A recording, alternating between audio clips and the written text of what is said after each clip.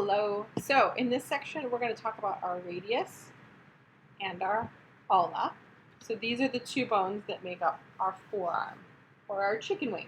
So some people think it's gross, but if you think of a chicken wing, we've got the flats, right, with the two bones. Hold on, let me, whoop, whoop, whoop, okay, with the two bones, okay? So this is our forearm. It's like the flats, chicken wing. Okay, so the first bone that we're going to talk about, it's going to start on page 214 in your book. It's going to be the radius. Okay, you got that beautiful circle. That's how you know this is the radius, right? And we have a radius because we can do, let me back up this computer a little bit, this, okay? We can roll this arm over, right? So that's how we get to standard anatomical position, right? That's why standard anatomical position is so important, because of that dang radius, because we have the ability to do this, right? I'm not changing my shoulder position, but I'm rotating my arm, right? So standard anatomical position is always palm forward, thumb out, okay? So the radius is what allows us to do that perfect circle. It's turning right there in its joint. Okay, so let me put you guys back. All right, so let's talk about our landmarks on our radius. So that beautiful round end, okay, that is our proximal end. It's the end closest to our main body, right? Our midline. It's going to be proximal, and that's what sits in the elbow area. That's the head, right? This beautiful round area here. So just below that, you see this thinner area right here. It's a little bit more slender. That is the neck, okay? Head, neck, shaft. So all of these bones in your limbs are long bones, our appendicular skeleton. They're going to have a head, a neck, and a shaft. So three terms right away you guys know are going to be on every single bone. Head, a neck, and a shaft, okay? What else do we have? We have a radial tuberosity. So that's going to be on page 218 for you guys. So we have our head, our neck, right? And then just below our neck, we have this tuberosity. Okay? So our radial tuberosity. Okay? You guys have like 15 different muscles in your forearms. If I remember off the top of my head. There's a lot. Like all of this motion, there's a lot going on. So that is a point of muscle attachment. Okay, so that's your radial tuberosity. What do we have next? Our oblique line. So if you guys were to hold this bone in your hand, you would feel there's a sharp, you guys can see it, a very sharp edge. Okay? See that sharp edge right there? Okay? So if we follow that sharp edge up towards our radial tuberosity, there's an area here where the two kind of connect.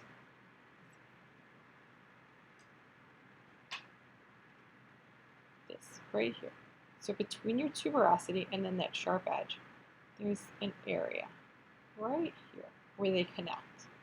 This is your oblique line. Okay, you guys will see that in your book. It's not a super obvious landmark here on this bone. Again, this is a cast, so they're not always the best at showing some of these more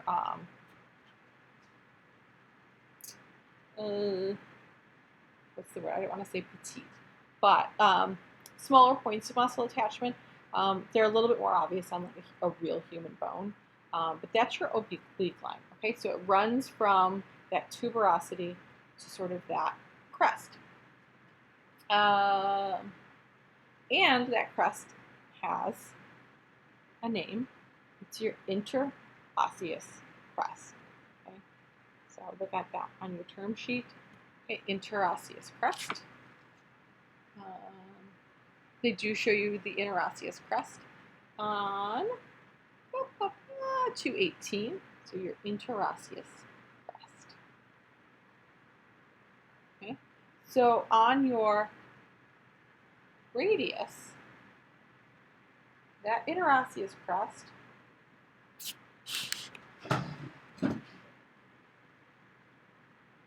is going to point medially, okay? So it's pointing towards the midline. So if you were thinking of a chicken wing,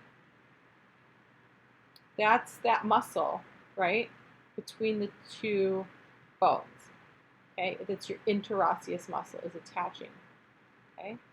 So on the radius, it points medially, okay? Points medially, okay? So your interosseous crest is on your medial side. I'm probably going to ask that, right? Your ulnar notch. Okay, so if we look towards the distal end, okay, the elbow end, we're going to see this notch right here, okay? And again, it's going to be on the medial side. So here's our interosseous crest. We're going to follow that down. We're going to find a notch here on the medial side. That is your ulnar notch, which means your ulna sits in there. Okay, so that's how those two bones articulate together. Okay, so you've got your ulnar notch here at the bottom, or at the distal end. You've also got a styloid process. Okay, you're going to find a styloid process on a few of our long bones, and they're at the distal end, so they're always at the furthest end away from where it attaches to the body. Styloid. So think of a stylus, right? So you might use a stylus on your laptop. You might have used that. We just went to the Science Museum and they gave out stylus to use on the touch screens. You might use it at checkout. It's right. It's something you write with, that stylus, or you can poke. So think about, again, at our distal end. See this? This is our styloid process, right? Boop, boop, boop. I always think about writing. So our styloid process. And then we have our dorsal tubercle. So dorsal and posterior mean the same. Why did they do this? I don't know. We only really use the term dorsal on animals. So think about animals with like dorsal fins. So those are fins on their back. So on the posterior side of this bone, we have a tubercle. Where's that in your book? Page 217. So there's a tubercle right here. And that's on the back. Okay? So you know, sitting in the body, this is going to go towards the back, or posterior dorsal. Okay? So we have a dorsal tubercle. So let's recap. We've got our head, our neck, our radial tuberosity, our shaft, okay. We've got our oblique line, okay, so that's this little line here that goes from the tuberosity down towards the interosseous crest. We've got our medial interosseous crest, there it is, okay. We've got on our distal side, we've got our ulnar notch, where our ulna sits.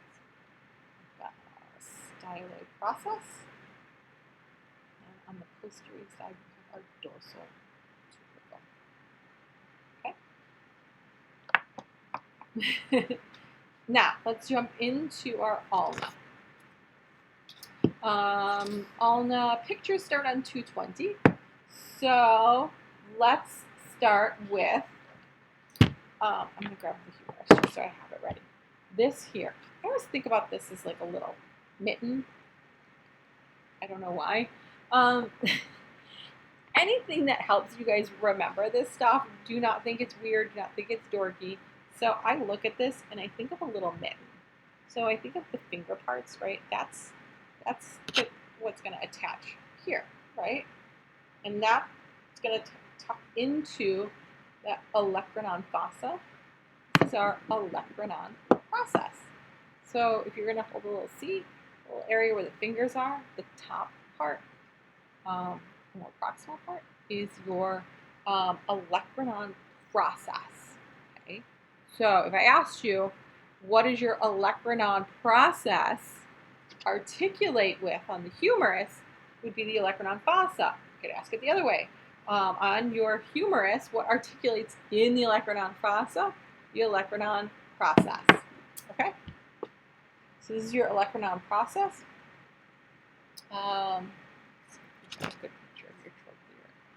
Yes. So 222. So if you're looking at this and you're thinking mittens, right? This area in here, this is your trochlear notch. So if our olecranon process articulates with the olecranon fossa, our trochlear notch articulates with our trochlea. Okay? You see this? This is our trochlea, the one that looks like a spool of thread. It's going to articulate. Oh, sorry, I'm not doing a very good job.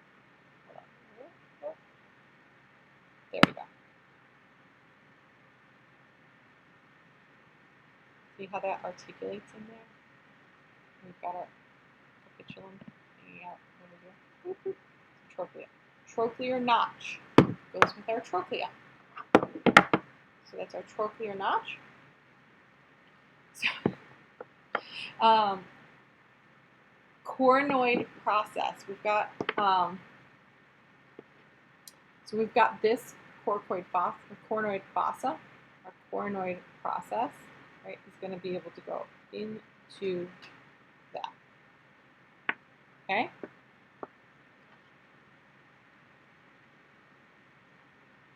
All right. So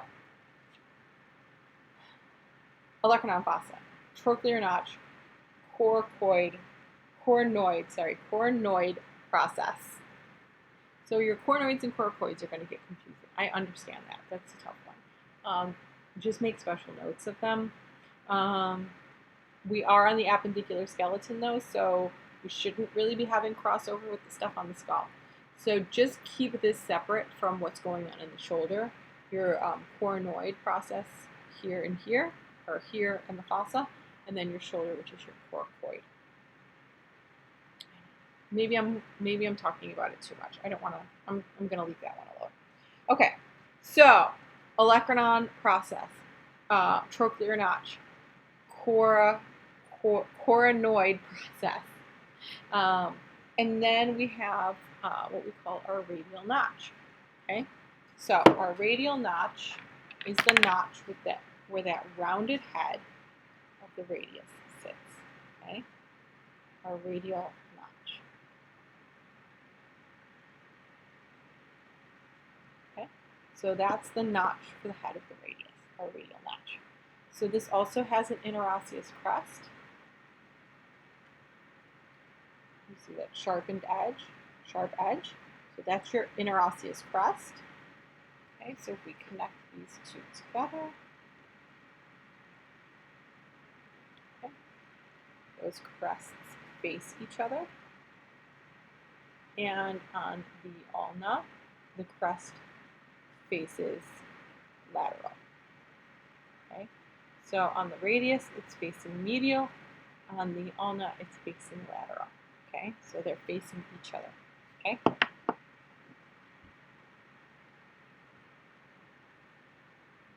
And on the end of this, we also have a styloid process. So we can think about braiding. It's that little, that's on our distal end, styloid process. Okay. So, olecranon process, trochlear notch, coronoid process, radial notch, interosseous crest, styloid process. Okay. We're all going to get there together though. All right, so the last thing we're going to talk about is our hands. Okay, so a lot of these bones are going to be really, really hard to see for you guys. So I'm going to talk about them in a more generalized way. Okay, so we have our carpals. Our carpals are our wrist bones. Okay, so it's 1, 2, 3, 4, 5, 6, 7, 8 little bones. Okay, that sit in your wrist that allow you to do all of this fun stuff. Okay, carpals. That's why it's called carpal tunnel syndrome. If you get an issue with your wrist, because you've done the same motion. So people who work in factories or things like that who do the same repetitive motion often get carpal tunnel syndrome. So let's go through them and name them. So you'll see on page 226, there's a nice picture there that sort of points to each of them. We're going to take them individually. So the first one we're going to talk about, and you'll see, I'm going to start on page 229. I'm just going to describe them a little bit to you and how we would remember them if we were in a lab and we had an individual little bone and I handed it to you and said, what is this? So the first one you see is going to be called the scaphoid. So the scaphoid, we refer to, its nickname is the scoop, right? So you can see there, it looks like a little, if you were to hold its handle, a little scoop, okay? I think of it as like one of those Fritos, right? A little scoop. Next, so the scaphoid is the scoop. The lunate is, and you can see there, it's our crescent moon. So it's named after lunar, lunate, our crescent moon, the lunate. Okay. So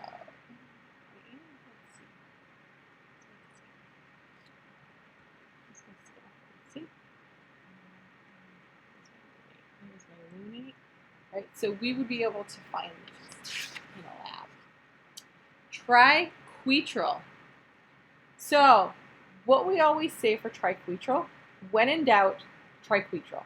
So the triquetral is just sort of a weird globus shape. It's got no clever nickname. So I was always taught that when in doubt, triquetral. When it doesn't seem like anything else, it's the triquetral. The pisiform is the smallest. Okay, it's the smallest little bone that we have. So on this guy, it's right here. Okay, so pisiform is the P. Okay, a little, mostly rounded P, the pisiform. Trapezium. Okay, so if we're looking at our book, we're looking at the trapezium. So on this one, you can see it a little bit. The way that I always reference this, okay, if we have this in our hand, so I always think of a circus, right? We've got the trapezius in the circus. The trapezium actually looks like a little saddle when it's all on its own. It's all alone. So I think of the beautiful circus girl who rides on the white horse, okay? So trapezium is the saddle, okay? Trapezoid, our little trapezoid, he's a boot. He looks like a little boot, right? Looks like a little boot. So you guys, what I'm hoping that you guys get right now is that you're remembering these nicknames. I might ask you what their nicknames are. And then you have the capitate. The capitate looks like a head and shoulders. It looks like a bust of a person. Okay? So capitate, holding that up. It's a little head and shoulders. It's like a bust. Okay? So think about decapitate, right? We would take somebody's head off. The capitate is the head and shoulders. The hamate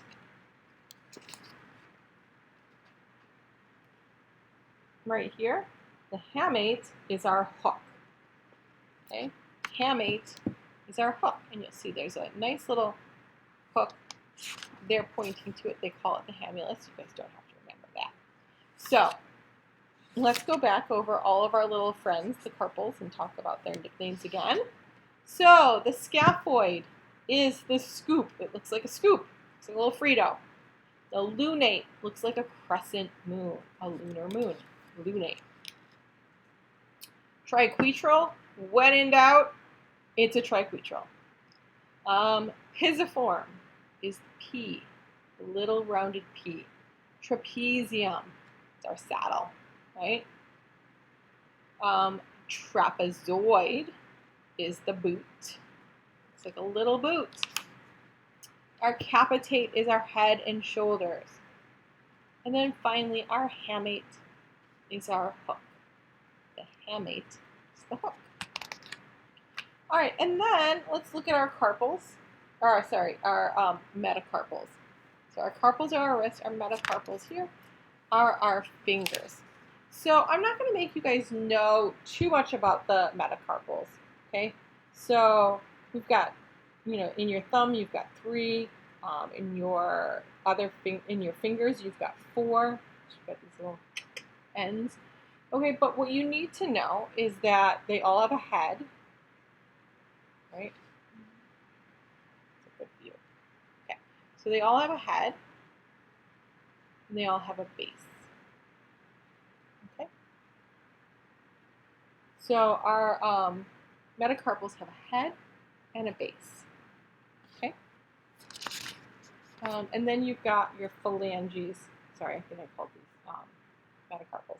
So your metacarpals here are the parts of your hand, and then your phalanges are the bones of the fingers.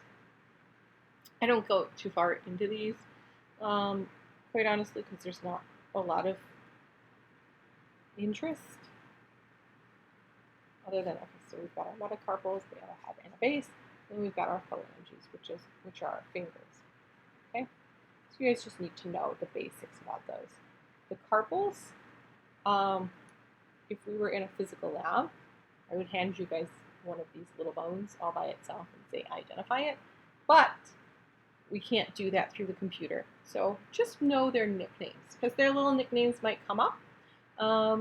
And those nicknames are really a helpful tool to associate with those carpals so that you guys can remember who's who. Okay, so that is the end of our upper appendicular skeleton module. If you guys have any questions, drop them in the raise your hand section. So I have noticed that you guys have been putting discussion questions in the raise your hand. Raise your hand is really for questions outside of the discussion. So let's make sure we're kind of using it for that and putting our discussions in the actual discussion topic areas for each module. And then you guys can always email me. And in the last video, I did give you guys a bonus question at the end of it. So if you've gotten this far in this lecture, but somehow you didn't get to the end of the last one, you can always go back and do that bonus question. All right, have a great one.